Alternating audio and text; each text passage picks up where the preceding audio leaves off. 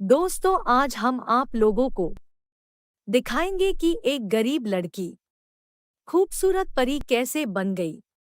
तो चलिए शुरू करते हैं। सोनपुर नाम का एक गांव था। उस गांव में पूजा अपने सौतेली माँ के साथ रहती थी। सौतेली माँ को एक अपनी बेटी भी थी जिसकी नाम पुष्पा थी। एक दिन की बात है, पूजा अपने रूम में सो रही थी और उसे जगने में लेट हो गया था और सुबह भी हो गई थी। पुष्पा, पूजा कहाँ है? अभी तक घर का कोई भी काम नहीं हुआ है। वह कहाँ गई है? माँ, पूजा तो अभी सो ही रही है। अरे, पूजा अभी तक सो रही है। अभी मैं जाकर उसे बताती हूँ।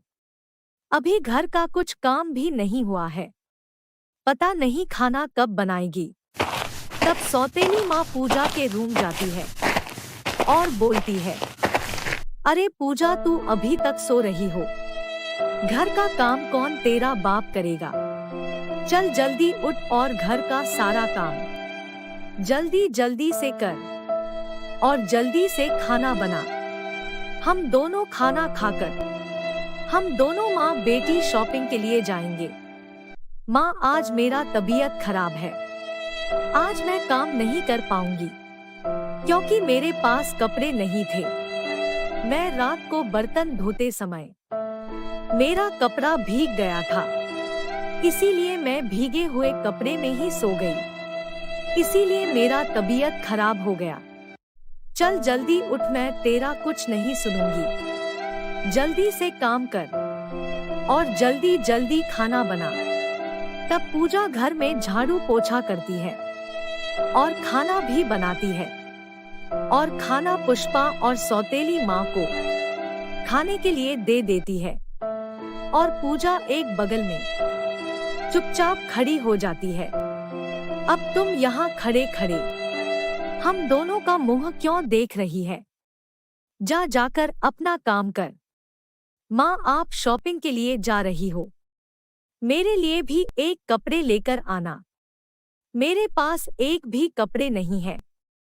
बर्तन धोते समय मेरा कपड़ा भीग जाता है तो मैं भीगे कपड़े में सो जाती हूँ, इसीलिए मेरा तबीयत खराब हो जाता है।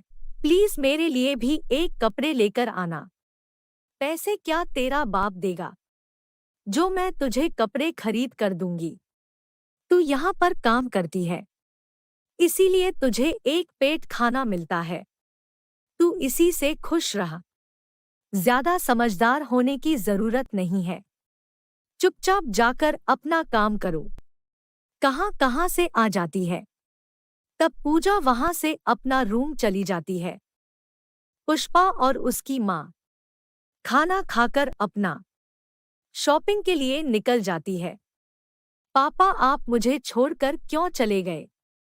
माँ मुझे बिल्कुल प्यार नहीं करती है, मेरे साथ गलत व्यवहार करती है, घर का सारा काम मुझसे करवाती है।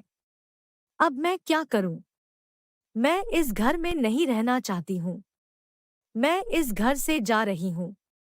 यह बोलकर पूजा घर से निकल जाती है। शाम हो जाती है। पुष्पा और उनकी माँ जब शॉपिंग करके घर आती है तो पूजा को आवाज लगाती है, पूजा, 2 गिलास कोल्ड ड्रिंक लेकर आओ। बाहर कितनी गर्मी थी। इतनी गर्मी आज तक मैंने कभी नहीं देखा। माँ, पूजा तो घर में दिखाई नहीं दे रही है। पता नहीं कहाँ चली गई। मैं जाकर देखती हूँ। यह बोलकर पुष्पा पूजा के रूम में चली जाती है। पूजा अपनी रूम में नहीं थी।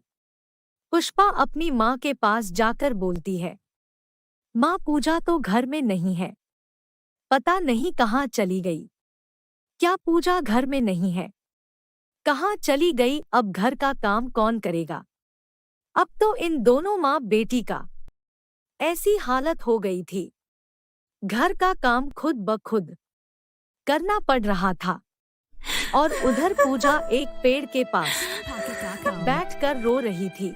तभी आसमान से एक ब्यूटी परी जा रही थी तो उसने देखा कि पूजा एक पेड़ के पास बैठकर रो रही थी, तो उससे देखा नहीं गया और वह पूजा की मदद करने के लिए पूजा के पास आ गई। पूजा, तुम रो क्यों रही हो? अरे आप कौन है? मैं एक ब्यूटी परी हूँ। मैं इधर से गुजर रही थी तो मैंने देखा कि तुम रो रही थी।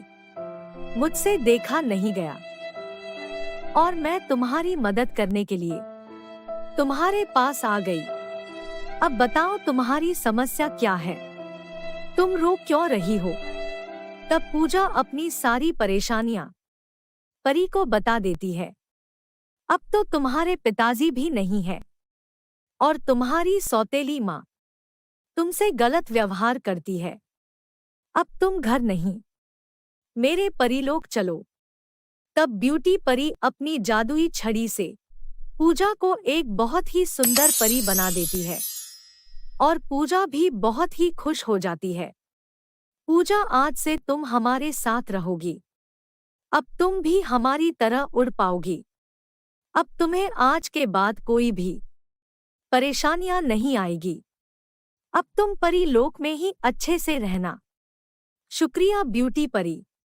आज आप नहीं होते तो हम पता नहीं कहां कहां भटकते रहते। चलो कोई बात नहीं, अब चलो चलते हैं। तब बेलोक परीलोक चली जाती है। तो दोस्तों, कैसी लगी हमारी कहानी? अगर परियों की कहानी आपको अच्छी लगी होगी तो वीडियो को लाइक करें और अगर आप इस चैनल पर नए हैं तो चैनल को सब्सक्राइब जरूर कर दें। चलिए मिलते हैं एक अगली नई कहानी के साथ।